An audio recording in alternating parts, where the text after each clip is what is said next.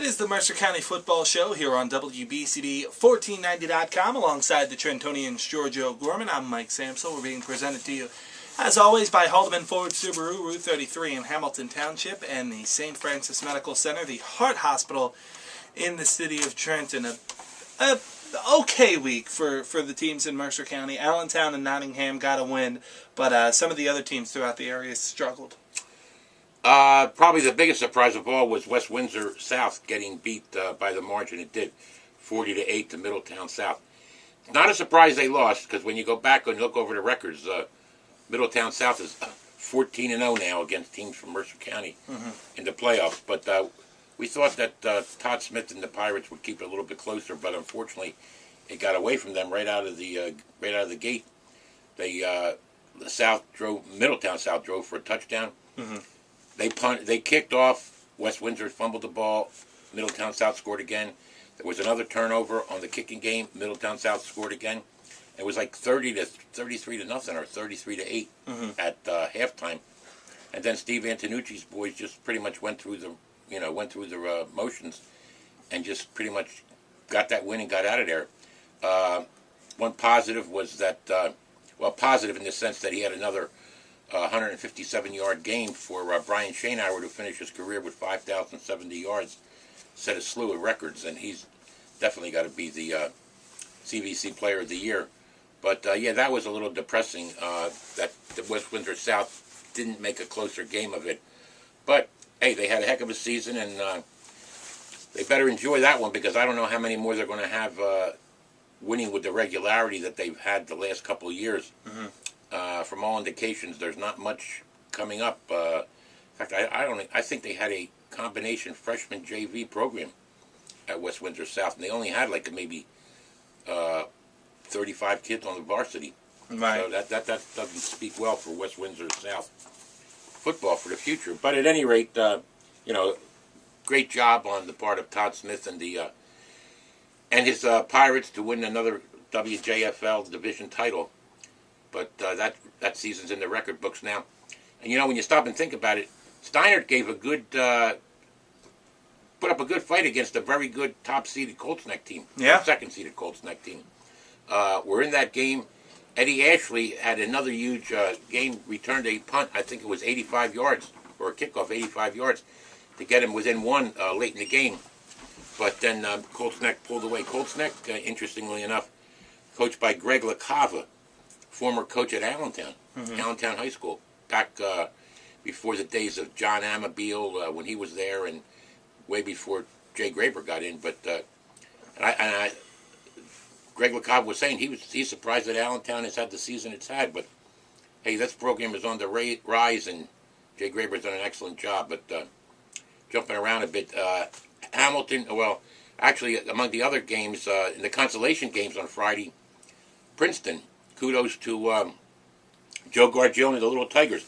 Opened their season with a win over Northern Burlington, then proceeded to lose 8 in a row, but came back to win their final game in a consolation game, 24-14, I think it was, up at New Brunswick on Friday night. And Javon Parnell, who was the TD Club Offensive Back of the Week, 3 touchdowns, 174 yards. So that's a good closing note for the Little Tigers, who've struggled the last couple of years. But amazingly, they opened the season 2 years in a row with a win over Northern Burlington, which then proceeds to go into the playoffs and win a first-round game. Yeah. Northern Burlington is, won its playoff opener on Saturday night, I guess it was, and so they'll be in the second round of the playoffs on December the 1st.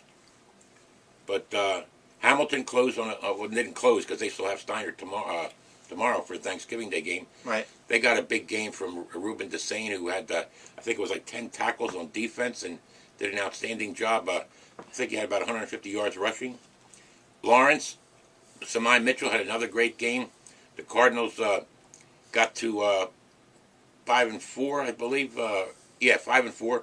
And they'll close out with their first ever Thanksgiving game at Hopewell Valley, 10 o'clock tomorrow. Yeah, new rivalry there. So that's another interesting rivalry. And it's a natural rivalry because there's two schools that are, neighboring communities, Hopewell Valley or the Hopewell Township in Lawrence. So that could be a good game for Rob Radis and his Cardinals. Interestingly enough, Lawrence is 5-4. Their 4 losses all were to teams that have made it to the second round of the playoffs. Oh, wow. They lost to Burlington Township.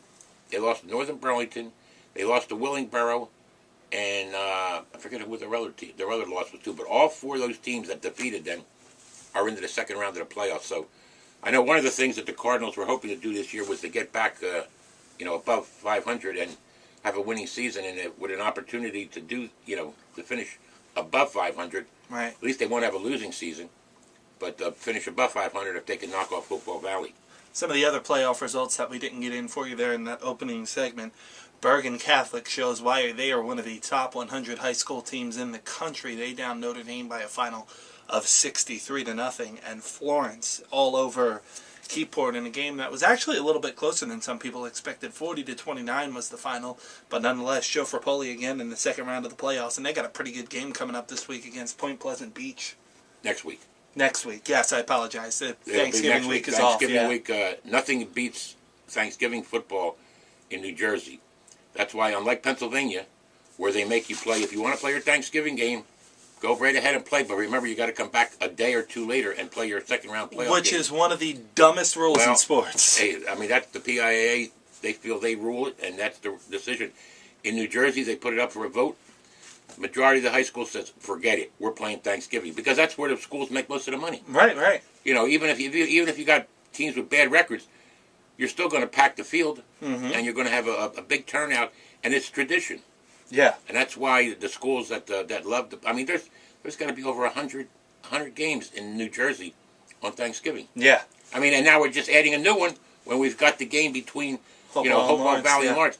And there's another game that's only been a couple of years on the books, New Hope, Salisbury, and Lambertville. Yeah. And South Hunterdon. What could be more traditional? Well, not traditional, but what could be a bigger rivalry than that? Just walk across the bridge. Yeah, absolutely. It's kind of like a southern version of Easton Peaburg. Yeah, exactly. And one of the other games we didn't mention, the Redbirds did roll 35-7 over Ocean Township. So we turn our focus, at least in the playoffs, to Central Jersey Group 1 and Central Jersey Group 3, where we are just one game away from perhaps seeing an Allentown-Nottingham rematch in the state final in Central Jersey Group 3. That'll be a lot of fun. Nottingham will be in action against Long Branch when the playoffs resume. Allentown will be taking on defending Group 3 state champion Neptune. That should be one heck of a game between those two. But when we come back here on the Mercer County Football Show, we'll turn our attention to some of the Thanksgiving weekend matchups. We'll be back right after this. I'm Jerry Jablonowski, President and Chief Executive Officer of St. Francis Medical Center. For over 137 years, St. Francis has remained committed to the people of Trenton, living out our mission to be a transforming, healing presence in the communities we serve by delivering top-quality health care to all in a personal and compassionate manner. We have continually expanded our services to meet the changing healthcare needs of our city. Despite the hospital changes taking place in Trenton, St. Francis will continue to be here, providing all the residents of Trenton with access to top-quality health care, both at our hospital and within your communities where you live and work. Our renowned services in cardiac care, cancer treatment, and stroke care, in addition to our newly designed comprehensive care of chronic diseases, will continue to provide Trenton with the best in healthcare services. Our emergency room is always open for your immediate needs in times of medical crisis. St. Francis Medical Center will be here so you'll be well. The Trentonian presents Philadelphia Eagles Football Frenzy. You could win the grand prize to see the Eagles play Dallas in Dallas on December 2nd. Get your copy of the Daily Trentonian to register. Enter between now and September 30th for your chance to win. Every Sunday, the Trentonian is giving out a $100 gift card, a two-night hotel package for two with your choice of a regular season Eagles game, and on October 7th, the grand prize will be announced. A flyaway package to Dallas to see the Eagles take on the Cowboys December 2nd with two-night hotel accommodations. For entry rules, check the Daily Trentonian and enter as often as you like in the Trentonian or online at Trentonian.com. It's the Philadelphia Football Frenzy from the Trentonian, the only local paper serving both Bucks and Mercer counties. Back here on the Mercer County Football Show on WBCB1490.com alongside the Trentonian George O'Gorman. I'm Mike Samsel. We're being presented to you by the St. Francis Medical Center, the Heart Hospital in the city of Trenton, and also Haldeman Ford Subaru, Route 33 in Hamilton Township. 4 matchups this week in Mercer County, and they're all pretty interesting games. Nottingham will be in action taking on Notre Dame. That game will be on Friday. We'll get to that in a bit. But first, let's get to the Thanksgiving Day games, and let's go to one of the newest rivalries, George. The first time these two teams have played on Thanksgiving in Lawrence and Hopewell Valley. It should be quite an interesting rivalry. Hopefully it'll continue. You got two communities that are, neighboring communities. Hopewell Valley, and I know it's the first Thanksgiving game that either of them have played. Right. Unless you go back probably into the 30s when Hopewell Valley did have a football team, from what I understand. But, Rob Radis and the Lawrence Cardinals, as we mentioned, they've got an opportunity to get 6 wins, finish 6-4, and, as we had mentioned, their 4 losses were all to two teams that have made it into the second round in the playoffs. They lost to Willingboro, they lost to Burlington Township, they lost to Northern Burlington, and they lost to Allentown, I believe, or Hamilton, whoever it was. All those teams have gotten into the second round of the playoffs. Now, it couldn't have been Hamilton because they didn't make the playoffs. But the Cardinals, Samai Mitchell's had an outstanding year. Cameron Kitchen had a big game, was one of the TD Cup players honored last night. Mm-hmm. And defensively, he did an excellent job, two-way performer. And it could be a very tight game. Yeah. Because I believe that, I think Hopewell's got one of the more underrated defensive units in Mercer County. Yeah, held Notre Dame with just 6 points. And they beat the Irish. Yeah. And, had a tough game with Steiner. I've had it, really, they were in that game a couple of weeks ago against Nottingham for a while. And then Nottingham just pulled away in the second half like they usually do. But this could be an interesting game. I know the kids are going to be pumped up for it. It'll be the second game being played on the new turf field over there at Hopewell Valley. And 10 o'clock kickoff, and it should be a nice crowd. Yeah, it should be a nice crowd, and it should be a nice rivalry. The other game, of course, that we have on WBCB 14 on the WBCB Sports Network, actually. This one's on 107.7 The Bronx and 107.7thebronx.com. A game that I look for to be very interesting and very tight between Hamilton and Steiner. Excellent players on both sides of that. Both sides of the ball there.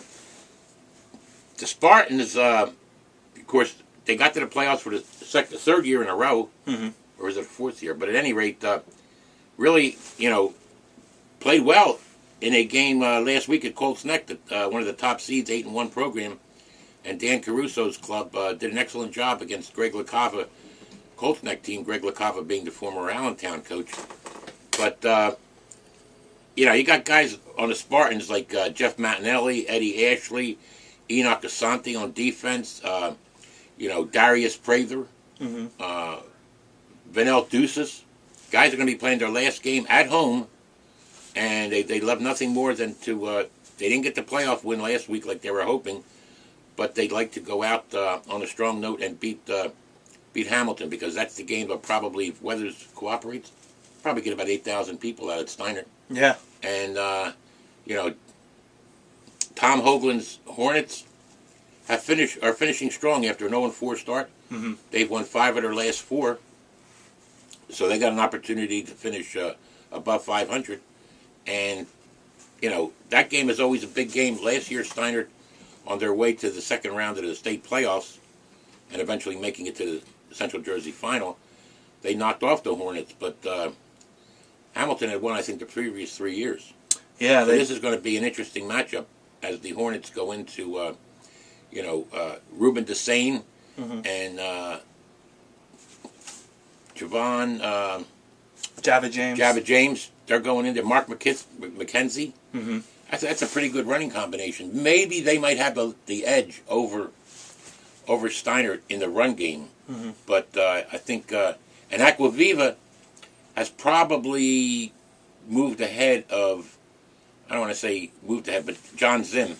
In the beginning of the season, we really didn't know much about Mark Aquaviva, but he's become a pretty good, thrower and good passer. I think I'd have to go with Steiner, just because I think Steiner has better balance on offense and defense than what the Hornets may have. But who knows? Yeah, taking a look at the games on Friday afternoon, Nottingham will be in action against Notre Dame. That should be a very interesting game. It's going to be interesting to see how the North Stars come out and decide to play that one. I believe they're going to come out and they would like to establish the game early. I believe John Adams' club would like to get control of that game early and see how the Irish handle it, bouncing back from their embarrassing performance last week up at Bergen Catholic, where they lost 63-0. Probably the second most points ever allowed by a Chappie Moore team in a playoff game.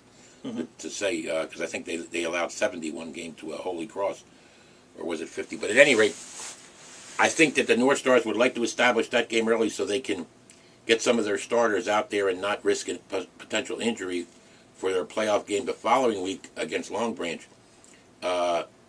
Perhaps, who knows? I mean, you've got some excellent defensive players for the North Stars. Jake Andrzejczyk, you were up at Bergen last week. They had 6 sacks. He had 3 of them in the last 3 minutes of the ballgame. Yeah. And ended the game with a sack. And but I mean, there's McGovern Gabriel, Devin Thompson. That's an excellent linebacking core. Ryan Malagrino and Saquon Hampton, who did an excellent job on special teams. He broke that game open when he had like a 81-yard punt return. That really lit a fire under the North Stars and got them back in that ball game. And the Nottingham secondary is going to have to really put the clamps on the Notre Dame passing game, because if there's one thing that Notre Dame can do, they can throw the ball. And Devin Griffiths is one of the best receivers in Mercer County. And the North Star defense is going to have to really get a pass rush on Rob McCoven and limit his throws to Devin Griffiths, because if they let Notre Dame stick around in that game, and last couple of years, Nottingham ended a Notre Dame long CVC win streak a couple of years ago. I think they had won 33 in a row, and Nottingham beat them. And I think last year Notre Dame was able to get back and knock them off. But this is an interesting game, and it's fun to see that it's being played on Thanksgiving weekend, and even better, that it's not being played Thanksgiving morning. Right. It's being played the day after, where everybody's off from work anyway. And that should be an interesting crowd. It's a good way for, hopefully we'd like to see both of those teams in the playoffs in the future years again. But it's a good way to end the season for the Irish, who've struggled. But remember, they're a young team, and I would say if you look at the future, Notre Dame probably would be the team right now, the team to beat in the CVC next year. But at any rate, we still got to finish the 2012 season. But, Rob McCoven and Lorenzo Bryant and Nikos Farah, those are good young kids, and they got some good young guys in the line. But I just think Nottingham has too much weapons, and as long as they play their starters, at least into the second half, I think they can possibly take control of that game. Because, especially the way Rawway Williams ran last week, he came in like a man possessed in the second half, and really, in addition to Hampton's touchdown, they came right back and turned Rawway Williams loose, and he just piled up about 60 yards rushing right up the middle.